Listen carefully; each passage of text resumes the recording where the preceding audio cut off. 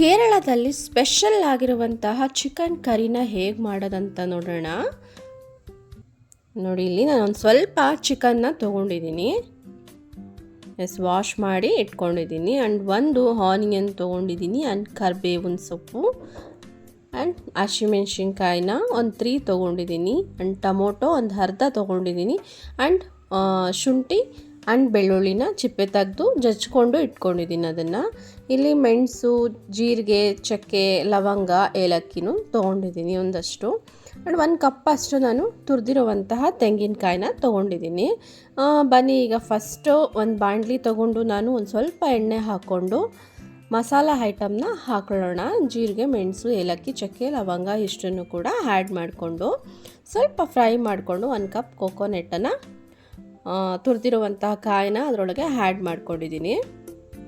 ಇಷ್ಟಿದು ಚೆನ್ನಾಗಿ ಲೋ ಫ್ಲೇಮಲ್ಲಿ ಫ್ರೈ ಆಗಬೇಕು ಹೀಗೇನೆ. ನೆಕ್ಸ್ಟ್ ಇಲ್ಲಿ ಕರಿಬೇವಿನ ಸೊಪ್ಪನ್ನ ಈಗಲೇ ಆ್ಯಡ್ ಮಾಡ್ಕೊಂಬಿಡೋಣ. ಹಾಗೆ ಸ್ವಲ್ಪ chilli powder and dhaniya powder and yellow powder, ಅರಿಶಿನ ಪೌಡರ್ನ ಇದರೊಳಗೆ ಹಾಕ್ಕೊಂಡು ಫ್ರೈ ಮಾಡ್ಕೊಳ್ಳೋಣ ಒಟ್ಟಿಗೆ. ಲೋ ಫ್ಲೇಮಲ್ಲೇ ಮಾಡ್ಕೋಬೇಕಿಲ್ಲ ಅಂದರೆ ಘಾಟಾಗುತ್ತೆ.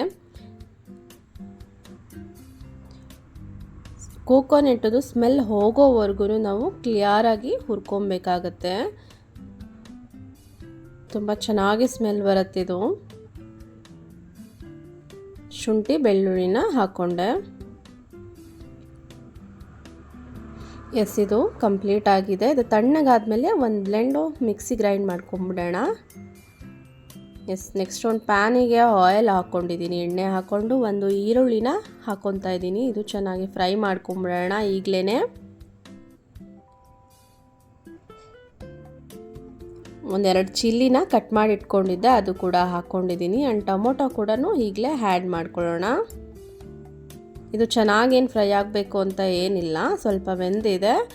ನೆಕ್ಸ್ಟು ರುಬ್ಬಿರೋಂಥ ಮಸಾಲ ಕೂಡ ಇದರೊಳಗೆ ಹಾಕ್ಕೊಂಡು 1-2 ಗ್ಲಾಸಷ್ಟು ನಾನು ವಾಟರ್ನ ಹಾಕ್ಕೊಂಡಿದ್ದೀನಿ. ಈಗಲೇ ಕುದೀತಾ ಇರಬೇಕಾದ್ರೇ ಚಿಕನ್ನು ಎಲ್ಲನೂ ಕೂಡ ಆ್ಯಡ್ ಮಾಡ್ಕೊಂಬಿಡೋಣ. ಆ್ಯಂಡ್ ಸಾಲ್ಟ್ ಕೂಡ ರುಚಿಗೆ ತಕ್ಕಷ್ಟು ಎಷ್ಟು ಬೇಕಾಗತ್ತಷ್ಟು ನೋಡಿಕೊಂಡು ಹಾಕ್ಕೊಂಡು ಲಿಡ್ ಕ್ಲೋಸ್ ಮಾಡಿ 10 ಮಿನಿಟ್ಸ್ ಹಾಗೆ ಕುದೀಲಿಕ್ಕೆ ಬಿಡೋಣ. ನೋಡಿ, ಈ ರೀತಿ ಆಗಿದೆ. ಇನ್ನು ಸ್ವಲ್ಪ ಬೇಯಬೇಕು. 1-2 ನಿಮಿಷ ಹಾಗೆ ಲಿಡ್ ಕ್ಲೋಸ್ ಮಾಡಿ ಮತ್ತೆ ಇಟ್ಕೊಳ್ಳೋಣ. ಒಂಚೂರು ಕೊತ್ತಂಬರಿ ಸೊಪ್ಪನ್ನ ಆ್ಯಡ್ ಮಾಡ್ಕೊಂಡಿದ್ದೀನಿ.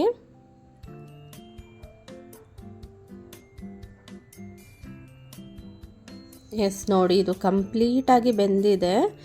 ತುಂಬ ಚೆನ್ನಾಗಿ ಬಂದಿದೆ ಕೂಡ. ಚಿಕನ್ ಕರಿ ಕೇರಳ ಸ್ಟೈಲಲ್ಲಿ ಹೇಗಿರುತ್ತೆ ಅಂತ ಟೇಸ್ಟ್ ಮಾಡಿ ನೋಡೋಣ ವಿತ್ ಚಪಾತಿ ಜೊತೆಗೆ. ಇಲ್ಲಿ ಚಪಾತಿನೂ ಬೇಗ ಬೇಗ ಹಾಗೆ ಮಾಡ್ಕೊಂಬಿಡೋಣ. ಬನ್ನಿ ಈಗ.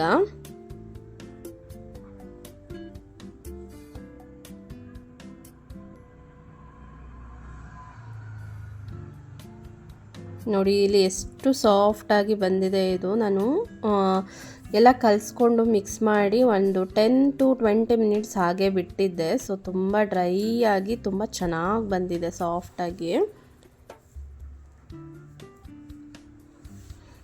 ಎಲ್ಲ ರೆಡಿ ಆಗಿದೆ. ಲಂಚ್ ಪ್ರಿಪೇರ್ ಕೂಡ ಆಯಿತು. ಇಲ್ಲಿ ಚಿಕನ್ ಜೊತೆ ರೈಸ್ ಆ್ಯಂಡ್ ಚಪಾತಿ ರೆಡಿಯಾಗಿದೆ. ಕೇರಳ ರೆಸಿಪಿ. ಬನ್ನಿ ಟೇಸ್ಟ್ ಮಾಡಿ ನೋಡೋಣ ಹೇಗಿದೆ ಅಂತ ಹೇಳಿ. ಇದು ಆ್ಯಂಡ್ ಸಖತ್ತಾಗಿತ್ತು ಚಿಕನ್ ಮಾತ್ರ. ಆ ಚಿಲ್ಲಿ ಫ್ಲೇವರ್ ಆಗಲಿ, ಅದು ಜ್ಯೂಸಿ ಆಗಿರುವಂತಹ ಗ್ರೇವಿಗಳು ತುಂಬ ಚೆನ್ನಾಗಿತ್ತು. ನೀವು ಕೂಡ ಟ್ರೈ ಮಾಡಿ ಹೇಳಿ. Thank you so much.